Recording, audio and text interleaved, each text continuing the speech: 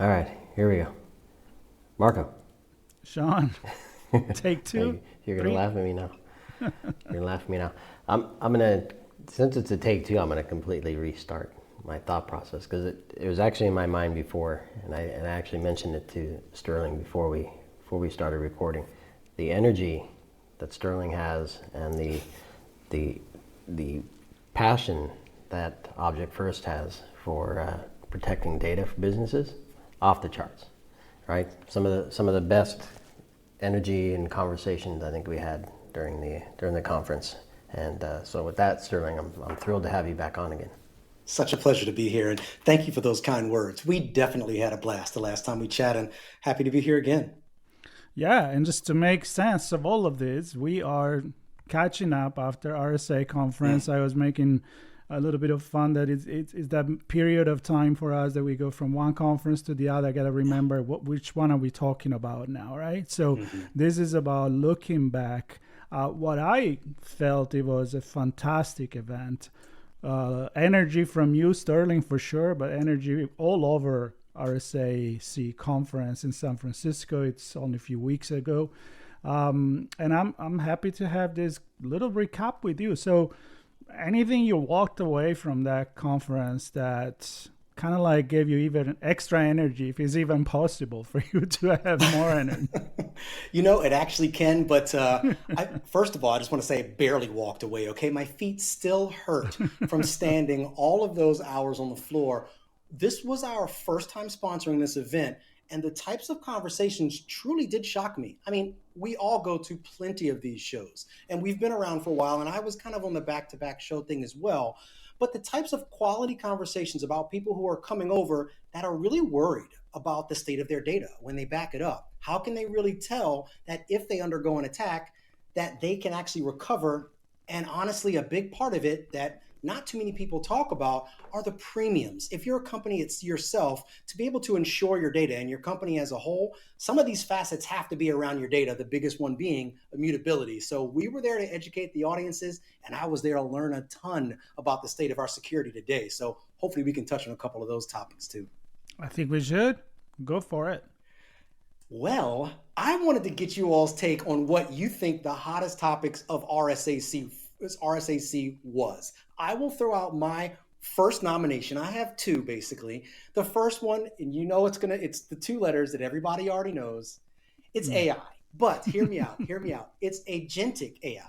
The type of AI that can basically take an instruction set and learn to make decisions. While it seems to be something that can really put out a lot of fires before we even know it, really help us in a lot of ways in preparedness, it can also be a bit of a double-edged sword, can it? I mean, if the nefarious forces get a hold of that, not only can they take things down quicker, but that's a lot harder to fight. Yeah, certainly agentic AI. Even leading up to the conference, I'd seen a lot on. I spend too much time probably on LinkedIn, but anyway, there's a lot on LinkedIn leading up to. I've had a few conversations, and yeah, I think there's a lot still to be done with transforming business processes and business workflows, and I think agentic AI is going to really push things forward there. And I think another thing that I often talk about is kind of transforming security. I think general business transformation has gotten a lot of attention, and now we have a chance to really transform security, and I think agentic AI for that. And of course, when we're talking about data and protecting data, agentic AI can help, and it also can put data in places and collect data and access data in places that you may not be ready for in some cases, right? Yeah, indeed. Yep.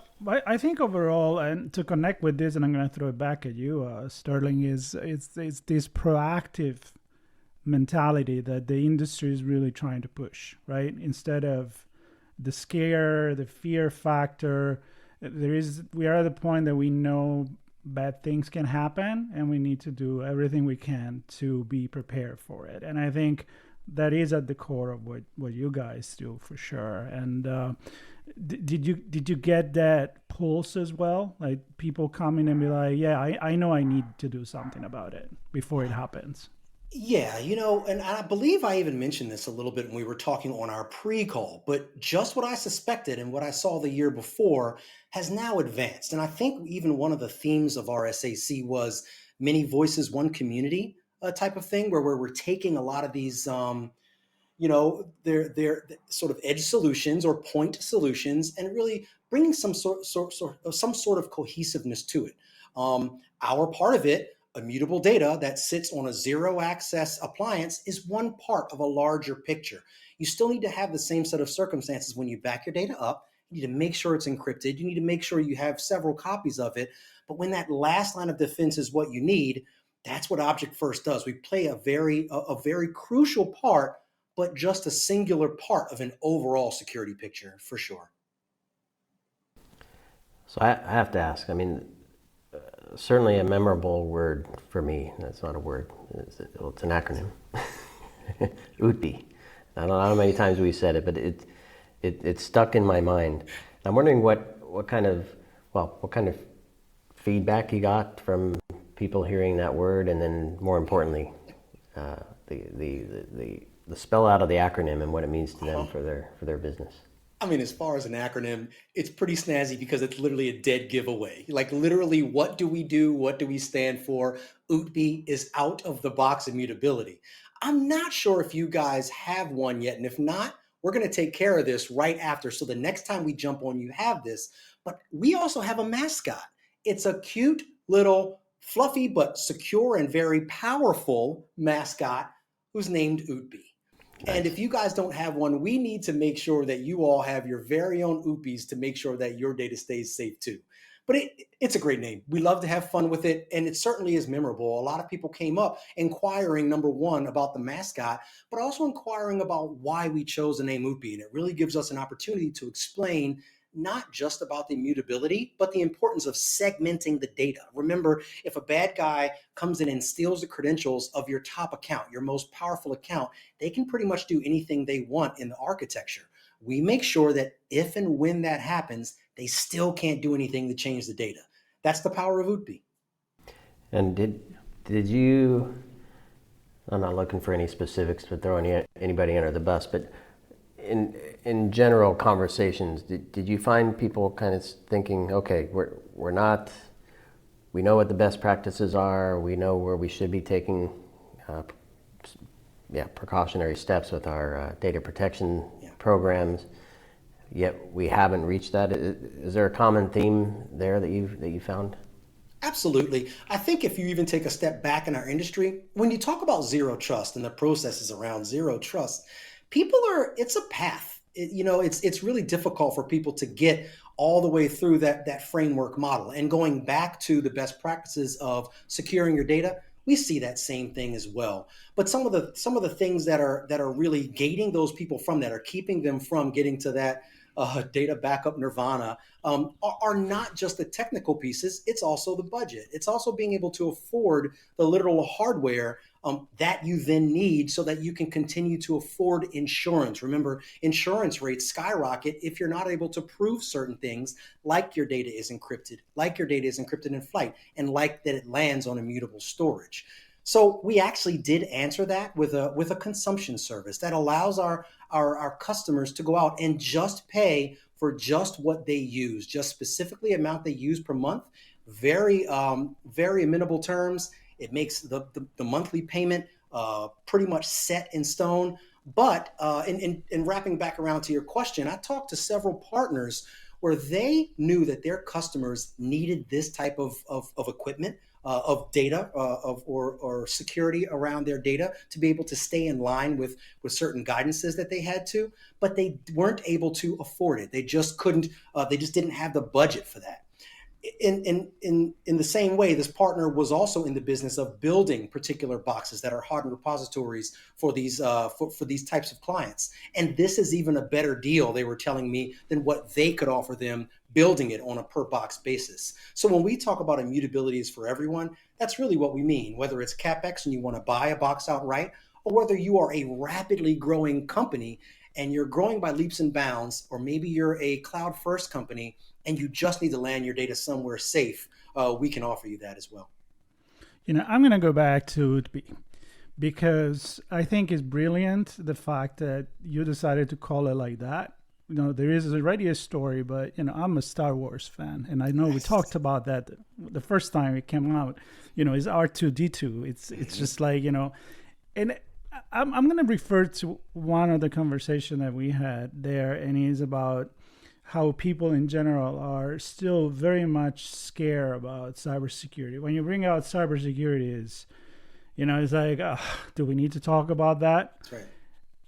We need to do it in a way that, a friend of mine, Jason, he talked about bringing it as a Kit Kat. Like everybody loves Kit Kats. It's kind of like the cybersecurity is a Kit Kat. Yeah. And kind of change the conversation and make it more friendly, more easy to implement, easy to use, and maybe a little bit more pleasant. That is not just this monster. So from a branding perspective, I got to give you the mascot and the name and what it does.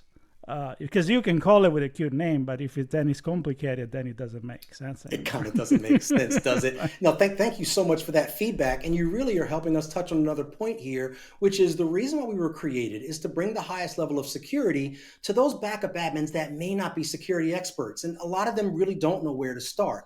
One of the things that we even do out in the field, and if anybody listening is interested, please get in touch with us, is we do hands-on labs where you can actually build and configure your own UTP. When we say it's box to backup in 15 minutes and you have backups going with the highest level of security, we really mean it. And we offer architects and administrators alike the opportunity to come in, learn about our technology, actually set one up so that when you administer your own, you've already done it one time. And then you can ask experts like myself and my team about how best to place it in the architecture. So this is what we're talking about, like when you're talking about taking security and really bringing it down to the real world to where people can consume it, where people can understand what it's doing to protect their data.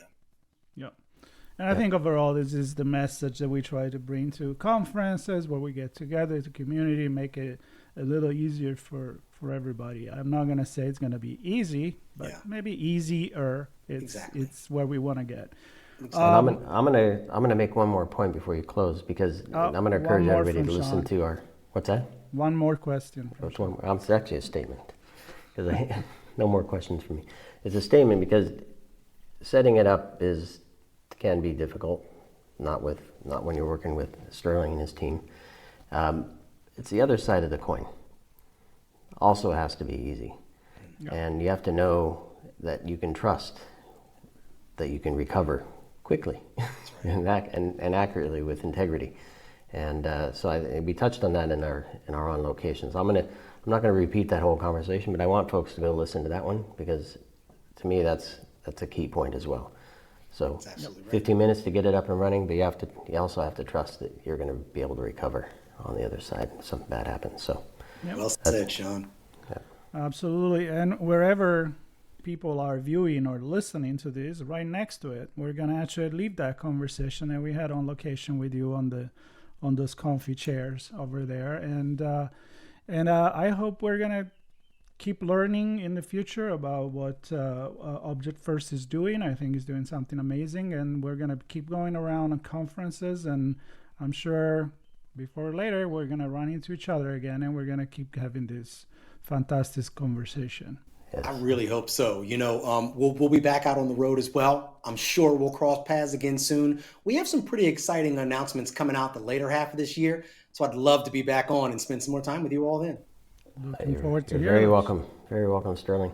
We'll take that energy anytime we can get it, and of course the story and the solution are important as well. But you're a treat to chat with, and hopefully everybody had some fun listening to this. And please do connect with Sterling and the Object First team, and take those steps to get set up and be prepared for something that may or may not happen, but at least be prepared for it. Indeed. So, thanks everybody for listening, watching. Please do subscribe and share with your friends and enemies, and we'll see everybody on the next On Location with Sean and Marco.